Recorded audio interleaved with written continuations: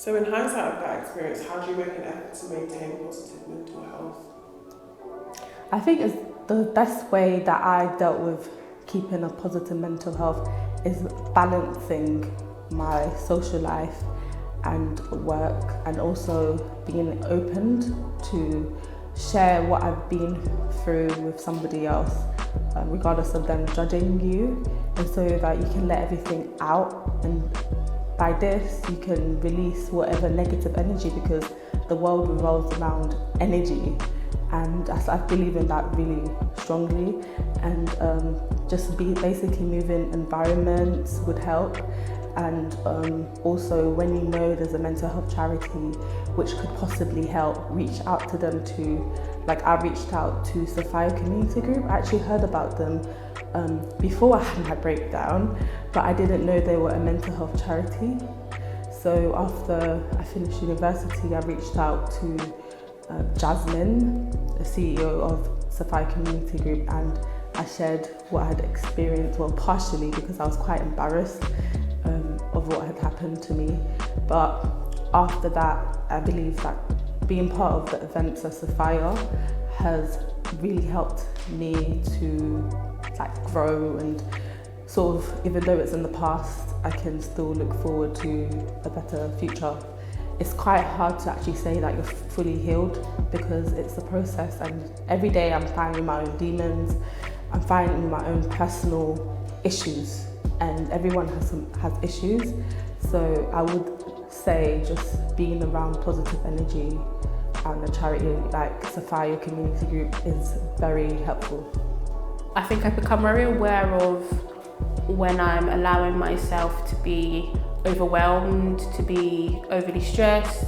So I've learned to kind of, I'm still kind of learning actually, but I'm learning to say no, and understand that sometimes I can't do it all, and I need to have time for myself and break for myself. So as much as I might love to help you, I might not be able to help you at this moment in time. I might be able to find someone else to help you or give you another solution to that problem, but I might not be able to be there for you, to be the person to, I don't know, walk your dog for you or whatever it is that you might need my help with. So learning to say no, and just learning to be able to put myself first and not feel guilty. So some nights I might just decide, actually, I've done enough work for today, even though I might have not done as much as I wanted to.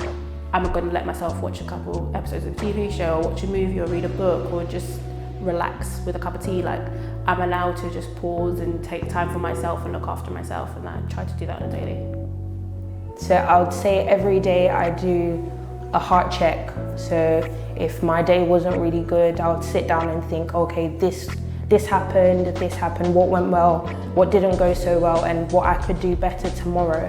So that's something I tend to do all the time. I tend to take in as much positives as I can, giving myself affirmations every morning, reminding myself of who I am, because that's something that I forgot in that season, who I was. So that's something I do on a day-to-day, and I try to do things that make me laugh more. I think my family can say to you that I can be often quite serious. So now I try to laugh more. As you know, one of the proverbs says, laughter is good medicine for the soul. So I try to laugh more and do things that I love more with the people that I love and care about. How I maintain about positive mental health on a daily basis.